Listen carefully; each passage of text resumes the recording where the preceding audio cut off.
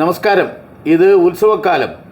പ്രത്യേകിച്ച് തലപ്പള്ളി താലൂക്കിലും വള്ളുവനാട്ടിലെയും കാവുകളിൽ നിറഞ്ഞാടുന്ന പൂതനും തിറയും നമ്മുടെ പഴയകാല ജീവിതത്തിൻ്റെ ആചാരങ്ങളെ, സമ്പ്രദായങ്ങളെ, കരുത്തിനെയൊക്കെ വിളിച്ചറിയിക്കുന്നതാണ് പൂതനും തിറയും. കാളിയുടെ ദാരികനെ നേരിടാൻ പോയ ആ മഹാശക്തി സ്വരൂപിണിയുടെ ഭൂതഗണങ്ങളാണ് തെയ്യും പൂതനും തിറയും എന്ന് പറയപ്പെടുന്നത്. ദീർഘകാലം, ഏകദേശം 35 വർഷത്തിലേറെ കാലം പൂതനും തിറയും കെട്ടിയാടിയ ശ്രീധരേട്ടനാണ് ഇന്ന് നമ്മുടെ അതിഥി. അദ്ദേഹത്തിനും എൻ മീഡിയയുടെ പ്രേക്ഷകർക്കും ഈ പ്രോഗ്രാമിലേക്ക് സ്വാഗതം. ഒപ്പം ശ്രീധരേട്ടൻ തൻ്റെ ദീർഘകാലത്തെ അനുഭവങ്ങൾ നമ്മളോട് പങ്കുവയ്ക്കുന്നു. നമസ്കാരം. ശ്രീധരേട്ടൻ എങ്ങനെയാണ് ഈ കലാരൂപത്തിലേക്ക്, അല്ലെങ്കിൽ വളരെ ഭക്തിപ്രധാനമായ ഈ ഒരു ചടങ്ങിലേക്ക് വരുന്നത്? അത് അച്ഛനുള്ള കാലത്ത് ഇത് ചെറുപ്പത്തിൽ കണ്ടിട്ട്. ഏകദേശം എത്ര വയസ്സുള്ളൂ? ഒരു 10 വയസ്സ് തൊട്ട് ഇതിനെ കുറിച്ച് കുറച്ച് അറിയാൻ തുടങ്ങി. ഒരു 14-15 വയസ്സിനോട് കൂടിയിട്ട് ഇത് കെട്ടാനും തുടങ്ങി. ഇപ്പം ഈ കെട്ടാൻ പോകുമ്പോൾ, അല്ലെങ്കിൽ കെട്ടാൻ തുടങ്ങുന്നതിന് മുമ്പ് എന്തൊക്കെ ആചാരം അനുഷ്ഠാനങ്ങളാണ് ഇതിനായിട്ടുള്ളത്? അതിന് ഇറച്ചി മീനൊന്നും കഴിക്കാൻ പാടില്ല, നോമ്പ് വേണം. ഇത് കാളിയുടെ ഭൂതഗണങ്ങളാണ് എന്നാണ് പറയപ്പെടുന്നത് അല്ലേ? അപ്പം ഇത് കെട്ടിയാടുമ്പോൾ ഒരു പ്രത്യേക ഊർജം, ശക്തി നിങ്ങളിലേക്കൊക്കെ വരാറുണ്ടോ? വരാറുണ്ട്. ഈ പഴയ കാലത്തെ പോലെ തന്നെ പ്രാധാന്യം ഇപ്പോഴും ഇതിന് നമ്മുടെ സമൂഹം തരുന്നുണ്ടോ?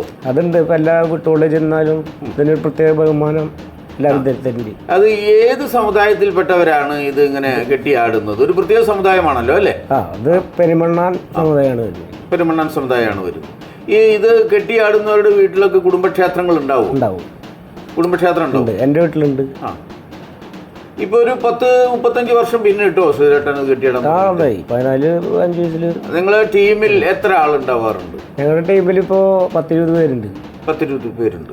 ഞങ്ങൾ പുറമെ പോയി കളിക്കുമ്പോൾ ഏകദേശം എത്ര പ്രോഗ്രാം, അല്ലെങ്കിൽ എത്ര കാവുകളിൽ ഇത് കെട്ടിയാടാറുണ്ട്? ഇപ്പോൾ ഈ കൊല്ലം ഒരു 10-25 കഴിഞ്ഞു. ഇനി 25 കാവ് കഴിഞ്ഞു.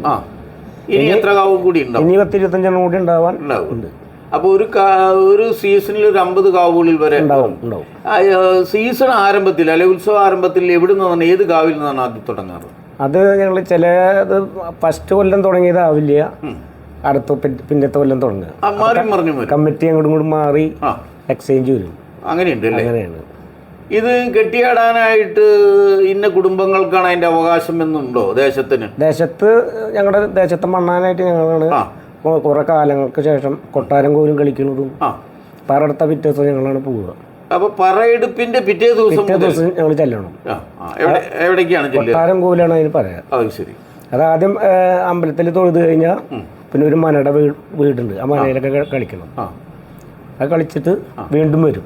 അച്ഛനും അതുപോലെ തന്നെ മുത്തച്ഛനും മുത്തച്ഛനൊക്കെ ഇത് തന്നെയാണ് ചെയ്തിരുന്നത്. ഇതിന് വേണ്ടി വരുന്ന മനയോലകൾ അല്ലെങ്കിൽ മറ്റ് ഉപകരണങ്ങളൊക്കെ നിങ്ങൾ തന്നെയാണോ സ്വന്തമായിട്ട് ഉണ്ടാക്കുക? സ്വന്തം ഞങ്ങളുടെ കയ്യിലുണ്ട്. ഇതിന്റെ ഉപയോഗിക്കുന്ന ഒരു ചെണ്ടയ്ക്ക് ഒരു പ്രത്യേകതയില്ലേ? ആ ചെണ്ട നിങ്ങൾ സ്വന്തമായിട്ട് ഉണ്ടാക്കുന്നതാണ്. ഒരു ടീം പോകുമ്പോൾ എത്ര ചെണ്ടകളൊക്കെ പതിവുണ്ട്? അതിപ്പോ ഒരു 5 തെറ കൊണ്ടുപോവുകയാണെങ്കിൽ 5 കൊട്ടുണ്ടാവും, 5 പറയുണ്ടാവും. അപ്പൊ 5-10 ആള് വേണം. അത് ശരി. 10 പേരുണ്ടാവും. 10 പേരുണ്ടാവും. നമ്മളെ ഉത്രാളിക്കാവിലേക്ക് പോകുമ്പോൾ ഏത് സമയത്താണ് ഇവിടെ നിന്ന് പോവുക? ഉത്രാളിക്കാവിലേക്ക് ഞങ്ങൾ ഊണ് കഴിഞ്ഞാൽ, ഉച്ചയിലത്തെ ഊണ് കഴിഞ്ഞാൽ പോകും. വീട്ടിൽ നിന്ന് ദേശത്തെ ഒരു തണ്ടാൻ്റെ വീട്ടിൽ നിന്ന് പുറപ്പെടും. ആ വീട്ടിലാണ് ഞങ്ങൾക്ക് ഭക്ഷണം കാര്യങ്ങളൊക്കെ. പക്ഷേ ആചാരം അനുസരിച്ച് അവർ അന്നത്തെ ദിവസം ഭക്ഷണം തരും. ദക്ഷിണയും അവർ തന്നെയാണോ? ദക്ഷിണയും തരും. അപ്പൊ ഇവിടെ നിന്ന് ഈ വീട്ടിൽ നിന്ന് ക്ഷേത്രം വരെ ആടിക്കൊണ്ട് തന്നെയാണ് ആടിയിട്ട് പോവുക. സാധാരണ എത്ര സമയം എടുക്കാറുണ്ട്? 2 മണിക്കൂർ 2 മണിക്കൂർ സമയം, 2.5 മണിക്കൂർ പിടിക്കും. ഒന്നാം കല്ലിൻ്റെ അവിടെ നിന്ന് വരണ്ടേ? വേണം. ഒരു 2.5 മണിക്കൂർ എന്തായാലും പിടിക്കും. ഇത് കെട്ടിയാടാൻ തുടങ്ങുമ്പോൾ ഒരു പ്രത്യേക ശക്തി നിങ്ങളിലേക്ക് ആവാഹിക്കുന്നതായിട്ട് തോന്നാറുണ്ട്. ചില കാരണന്മാരൊക്കെ അങ്ങനെ പറയാറുണ്ട്. എന്തൊരു കരുത്ത് നമുക്ക് അനുഭവപ്പെടും, എന്തോ ഒരു ശക്തി നമ്മളിലേക്ക് ആവാഹിച്ച മാതിരി തോന്നും. ഈ പഴയ കാലത്ത് മണ്ണാൻ സമുദായത്തിൽ വലിയ വൈദ്യന്മാരൊക്കെ ഉണ്ടായിരുന്നു. അങ്ങനെ ആരെങ്കിലും ഒക്കെ ഇപ്പോഴും ശ്രീധരന്റെ പാരമ്പര്യത്തിലുണ്ടോ? പഴയ കാലത്ത് ഒരാളുണ്ടായിരുന്നു, മരിച്ചുപോയി. അച്ഛന്മാരൊക്കെ ആയിട്ട് അച്ഛനായിട്ട് അപ്പൊ മുത്തച്ഛന്റെ കാലത്ത്. ഇപ്പൊ അങ്ങനെ വൈദ്യം ശീലിക്കുന്നവര് അങ്ങനെ ആരുമില്ല. മറ്റ് ഈ സീസൺ ഇല്ലാത്ത സമയത്ത് എന്തൊക്കെ ജോലികളാണ് ശ്രീധരൻ ചെയ്യാറ്? എനിക്ക് ടൈലറാണ്. വളരെ കാലങ്ങളായിട്ട് ടൈലറാണ്. ഇപ്പൊ ഈ ഉത്രാളി കഴിഞ്ഞാൽ പിന്നെ ഏതൊക്കെ കാവുകളിലാണ്? ഉത്രാളി കഴിഞ്ഞാൽ എനിക്ക് വരുന്നത് മുള്ളൂർക്കര തിരാണിക്കാവ്. മുള്ളൂർക്കര തിരാണിക്കാവ് അവിടെ ഉണ്ടാവാറുണ്ട്. പിന്നെ കോഴിയാമ്പറമ്പ്, ചെറുതുരുത്തി കോഴിയാമ്പറമ്പ് അങ്ങനെ ഉണ്ടാവാറുണ്ട്. അത് നിങ്ങളെ ക്ഷണിച്ചു കൊണ്ടുപോകാറാണോ? അവന് എന്നെ വിളിക്കും. അപ്പൊ ഈ സാധനങ്ങളൊക്കെ അവിടെ അവർക്ക് ഇല്ലാത്ത ഞങ്ങൾ ഇവിടെ നിന്ന് കൊണ്ടുപോകും. അപ്പൊ അവിടെ ഇതേമാതിരി ടീം വേറെ ടീം ഉണ്ടാവും. അപ്പൊ ആ ടീം നിങ്ങളും കൂടി ഒരുമിച്ചാണോ? ഒരുമിച്ച് കളിക്കും.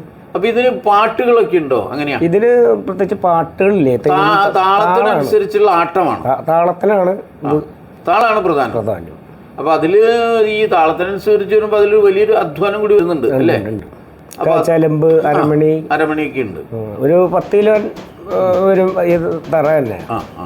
പിന്നെ 10 കിലോ തൂക്കം വരും. 10 കിലോന്റെ അടുത്ത് വരും അല്ലേ? അപ്പൊ ഒരുവിധം നല്ല ഭാരം. അരമണി 8 കിലോ.